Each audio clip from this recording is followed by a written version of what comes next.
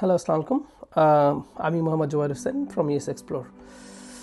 আজকে আপনারা হয়তো বা অনেকেই একটা নিউজ দেখে থাকবেন যে ট্রাম্প অ্যাডমিনিস্ট্রেশন $100,000 অ্যাড করতেছে নিউ অ্যাপ্লিক্যান্ট H1 ভিসার ক্ষেত্রে।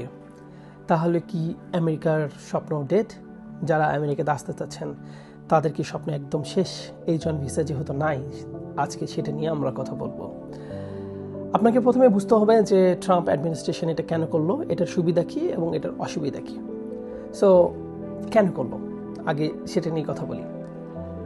ফার্স্ট অফ অল, আমার মনে হয় কোনো একটা গ্রুপ অফ পিপলকে ট্রাম্প অ্যাডমিনিস্ট্রেশন এটা ফোকাস করছে।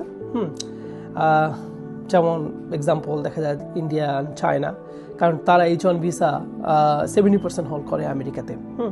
সো তাদেরকে একরকম স্টপ করার জন্য ট্রাম্প অ্যাডমিনিস্ট্রেশন এই প্রপোজাল দিছে যে হচ্ছে যে ইভেন ইফেক্টিভ হয়ে গেছে সেপ্টেম্বর 21 থেকে, যে তারা যদি H1 ভিসাতে আমেরিকাতে এন্ট্রি নিতে চায় they have to pay at least $100,000, যেটা বাংলাদেশের 1,20,00,000 টাকার মতো।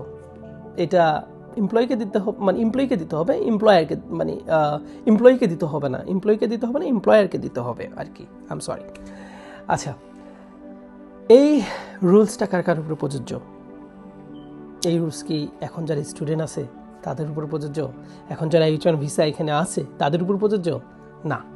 এখানে যারা আমেরিকাতে অলরেডি এখানে আছে, যারা পড়াশোনা করতেছে তাদের উপরে এটা প্রযোজ্য না। যারা আমেরিকা থেকে পড়াশোনা করে যারা H1 ভিতে যারা অ্যাপ্লাই করবে তাদের জন্য এটা প্রযোজ্য না। এটা শুধু তাদের উপরেই প্রযোজ্য যারা আমেরিকার বাহির থেকে H1 বি নিয়ে আমেরিকাতে কাজের ভিসা আসতে চায়, শুধু তাদের উপরে এইটা প্রযোজ্য।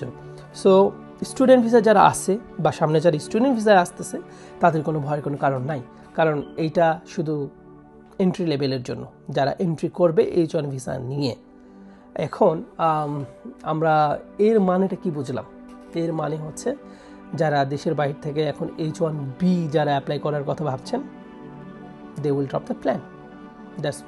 That's all for today. See you in the next video.